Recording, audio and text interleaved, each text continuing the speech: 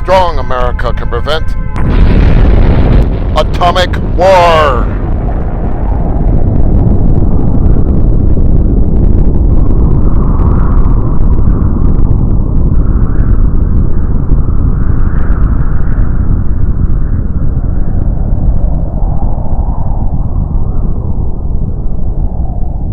Only a strong America can avert World War III.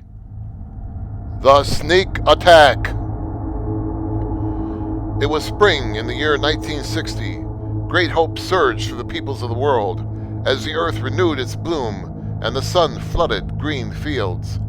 A millennium of peace seemed assured as the Russians entered the 9th month of smiling conciliation and enthusiastic efforts for peace. The Western powers were overjoyed. So positive was the United States of Russia's sincerity that a halt had been called months ago to the building of further A-bombs. And now, in Paris, in a final meeting of the Big Four in their Peace Drive conference, Russia again delivered its message of peace, nothing but peace, on a fateful Saturday afternoon in May. Russia stands for peace. We hold out our hand in friendship and will prove to you that our two systems can live side by side until the day when weapons and armies shall vanish from the face of the earth. Thunderous applause greeted the Russians' concluding words. Hear, hear. We face a new future. The Russians really mean it this time. There isn't a doubt in my mind. A half hour later, as the Russian delegation sped away from the conference hall, all our documents must be burned by midnight. The orders have arrived from Moscow. I have waited for this for months. The Western fools do not suspect a thing. Across the Atlantic, evening came to the Empire City. New Yorkers were hurrying home to dinner.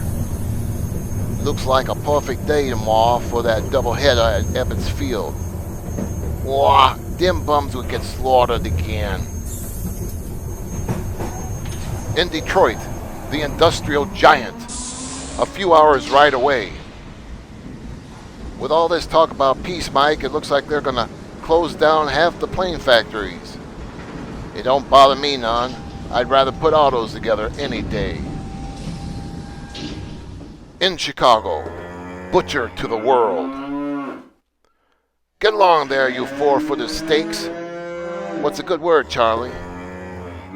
Got a letter from my brother Jim in Germany. Says he expects to be home in 2 weeks. They're disbanding his outfit.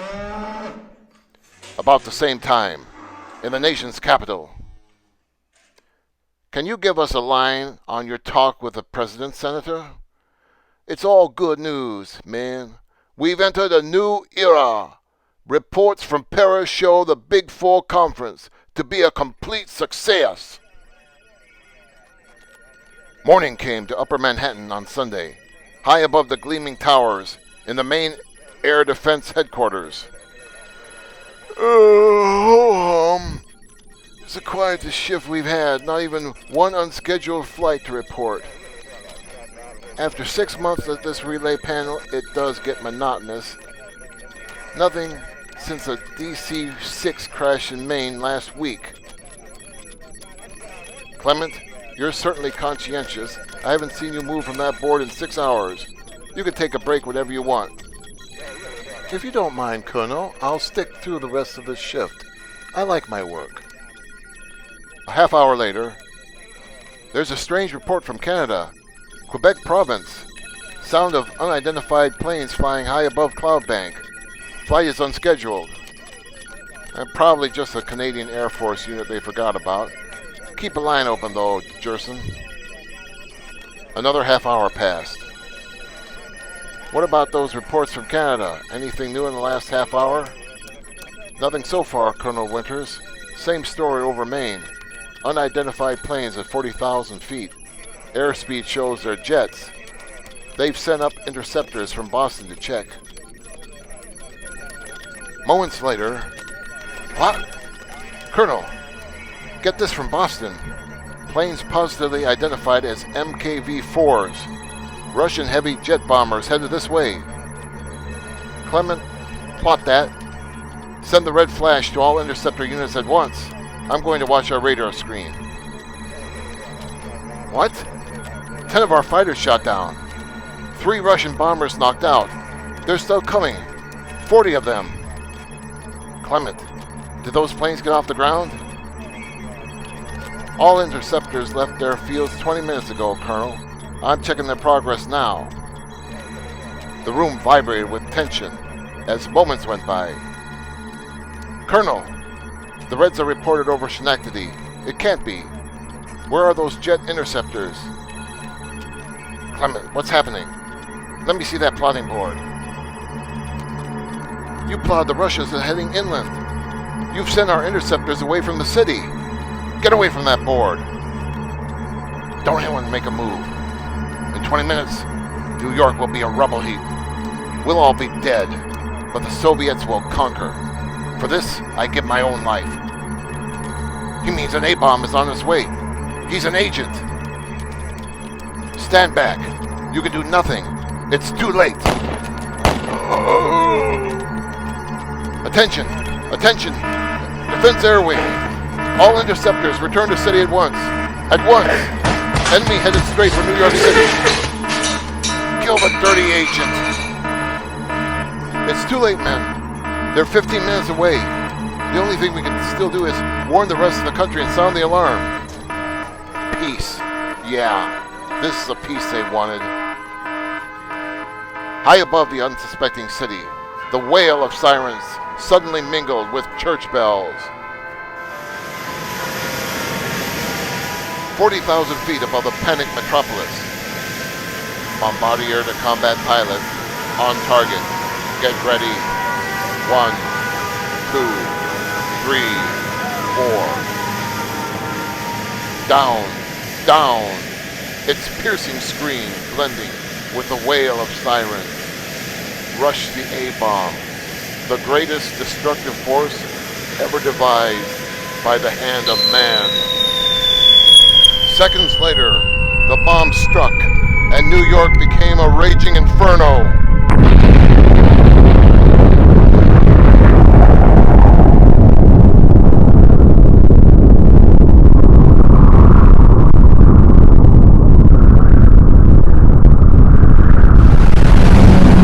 Broken molten bridges crashed into the East River, and the very water seemed on fire. The ponderous Queen Mary had just passed the Statue of Liberty when the catastrophe struck. Moments after the blast, a huge tidal wave gathered momentum in lower New York Harbor. Like a huge battering ram, it swept over lower Manhattan. The shelters became pools of death where thousands drowned. Sheets of flame roared above the gasworks on the East River Drive. In the labyrinthian cellars beneath, panicked workers rushed to shut off the huge reservoir tanks buried deep in the earth. Shut off those gas reservoirs! Hurry! The fires are getting closer! If they blow, everything will go a mile in the air. Too late! The gas mains exploded with the force of an earthquake.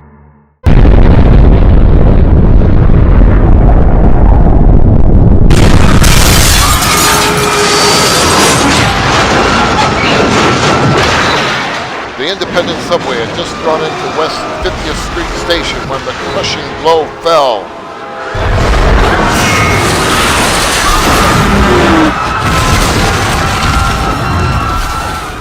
When the stunned survivors emerged. What happened? It looks like the world's coming to an end. We're trapped. We'll never get out alive. Jewel of New York's parks, Central Park was inundated by its own reservoir.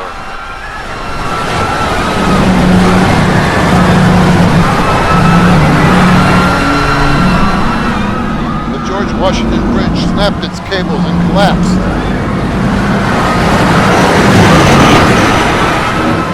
In the Lincoln Tunnel, hundreds of feet beneath the Hudson, at the moment of the bomb's impact. We're caught in an earthquake. The tunnel's roof is giving way. A moment later,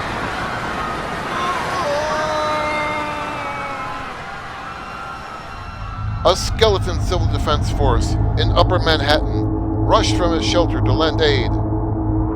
What a blast! It sounded like a volcano tore loose. I wonder how many blocks were hit. We're lucky we were so deep below the surface. They emerged to find death waiting amid the flames and lethal radiation. The whole city is gone. We came up too fast. My lungs, they're burning up.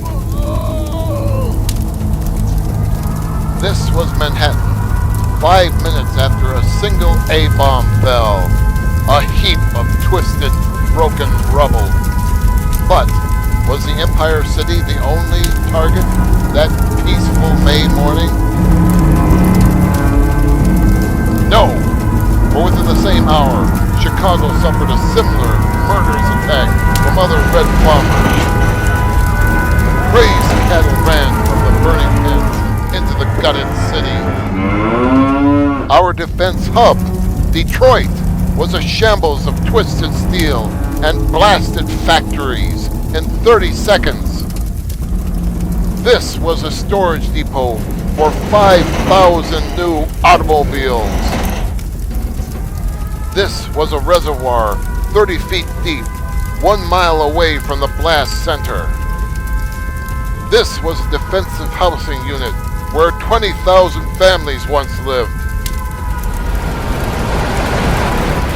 Lake Erie, with devastating finality, rose like a huge waterspout, flinging its massive strength up the Detroit River to engulf the stricken city. Leaving stricken New York, the Russian fleet droned on toward the south. A direct hit, Comrade Bombardier. We have wiped out New York. Da! Now we finish our mission with a strike against the capitalist center of the world. On to Washington. A single plane suddenly detached itself from the fleet and sped out to sea. Good luck, Commander Vasily. Keep formation. From now on, maintain radio silence. You must meet the interceptors and conquer them. Aboard the lone A-bomb carrier plane. We have struck a great blow for the Soviet Union. The news will rock the world. We are 100 miles at sea. The interceptors have been fooled. Good. Now, change course and fly south. We shall approach Washington from the water. Every available plane took to the air from Washington the moment the New York disaster was flashed to the capital. Last report was from Philadelphia. About 35 of them headed straight for Washington. 400 jets will meet them in 20 minutes. They won't get a single plane through. Good hunting, Joe. As the last fighter jets left the field. What's the matter with you guys? What's holding me up? We're doing all we can, sir, but your plane has a fuel line leak. You can't take it off the ground. Don't tell me I'm going to be stranded here. Get me another plane. They're all gone, sir. There aren't any more planes available. I feel like a clipped chicken. 2 years of combat in Korea with never a day lost. And now this happens to me. There must be something I can do. Maybe operations can get me a plane. 15 minutes later, 10 miles north of Baltimore, the Russian decoy bombers met a wall of destructive fire. The Amerikanskis fly like winged demons. There is no escaping them. Aye! The oil rains are it. We are burning. So virile was the defense that not a single Russian bomber escaped destruction. but from the battered hulk of one plane. The last commie's plane's been blasted, but look, Terry, they're bailing out of one. Don't worry, they're right over the Aberdeen Proving Grounds. They haven't got a chance. From Aberdeen, flying squads of American soldiers converged on the Reds. Try to take them alive. Let's finish the dirty killers. Why should they live after what they did? Get back. I don't love them any more than you do, but they're needed for questioning. Just then, headquarters staff arrived. This is the only language you'll understand. I'll put that rifle down, soldiers. These Russians are more valuable to us alive right now. After prolonged questioning, but why was this attack made after your country pledged itself to peace? Why? Our high command tell us they capture U.S. planes. Plans show our country to be attacked this week by atom bomb. We must attack first. That is all I know. Take them away for strategic interrogation. Find out where those planes came from and where the bombs were loaded. Check possibility of further attacks. Yes, sir. At once. Back at Washington, Russ fought for another plane. Sorry, Lieutenant, there isn't a single plane in Washington.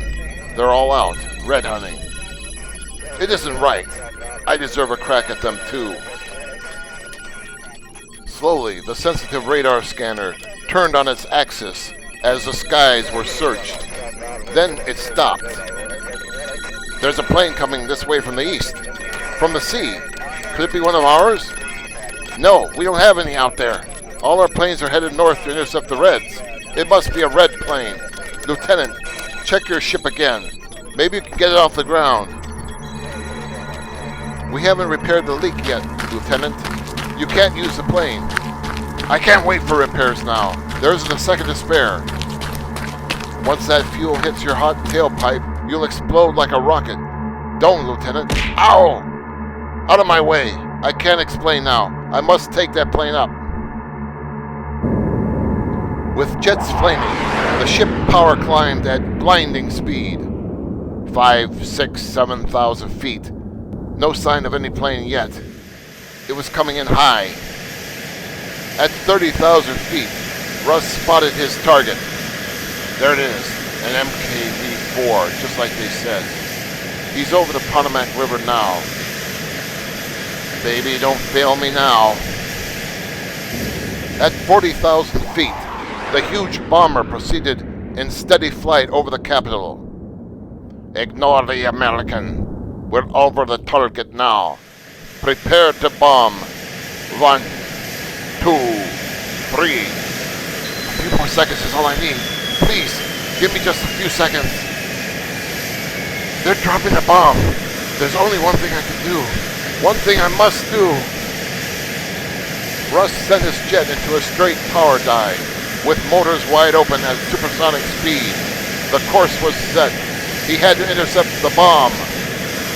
37, 36, 35. I must keep conscious and hang on.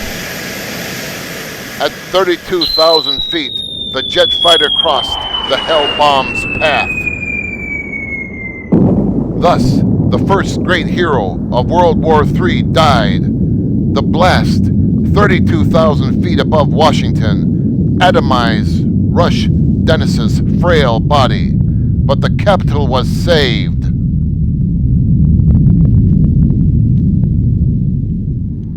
One hour later, the President of the United States addressed the stricken country. I cannot find words to express my undying gratitude to the young eagle who gave his life that we here might live. The President rallied the nation with his final words. The war we did not want has come. We have been caught off guard, but we shall return blow for blow until tyranny has vanished from the face of the earth. Look upon the pictures of our giant cities, hundreds of years in the building, smashed by the atom bomb, and say, this shall not come to pass. More than ever today, only a strong America can prevent this from becoming a reality.